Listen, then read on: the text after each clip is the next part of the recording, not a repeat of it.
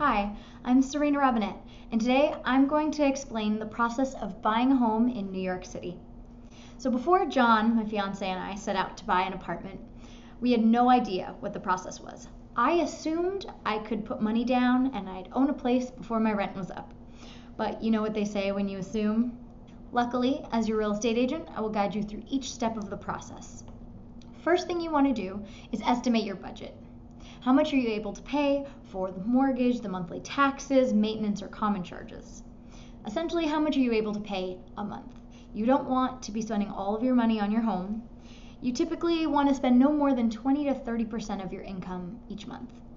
Also, make sure you have enough money in savings for the down payment, closing costs, and some extra money just for liquidity. Down payments typically cost around 10 to 20% of the purchase price, and closing costs could be around 2 to 3% of the purchase price for co-ops and even more for condos. Next step, if you need financing, is to talk to a mortgage broker or bank to get pre-qualified. They will tell you what price you can afford. Before we spoke with our bank, John and I were looking at apartments for $500,000, $600,000, but it turned out we only had enough for under $400,000. We had to change our whole apartment search to be within our means.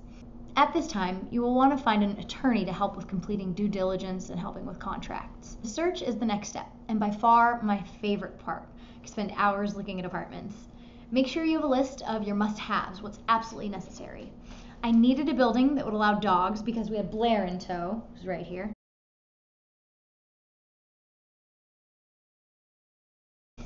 We also wanted to have a kitchen that opened into the living room so I could watch John make food for me. But of course, that wasn't a deal breaker, so we looked at places that didn't have it as well. Luckily, we found a place that had an open kitchen, allowed for dogs, and was in our price range.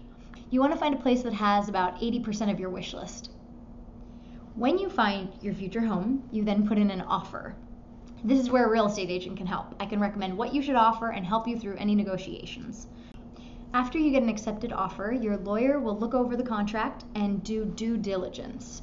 They will make sure there are no issues with the title, and if you're buying a co-op, your lawyer will go through the board minutes to make sure that the board's spending the maintenance properly. During this time, you are preparing for closing. You'll be working with your lender to get your pre-approval letter that states how much the bank is lending you. If you're buying a co-op, the board package needs to be assembled. As your agent, I can help you with this step, as it needs to be perfect to win the board over. Then the board will interview you and hopefully accept you.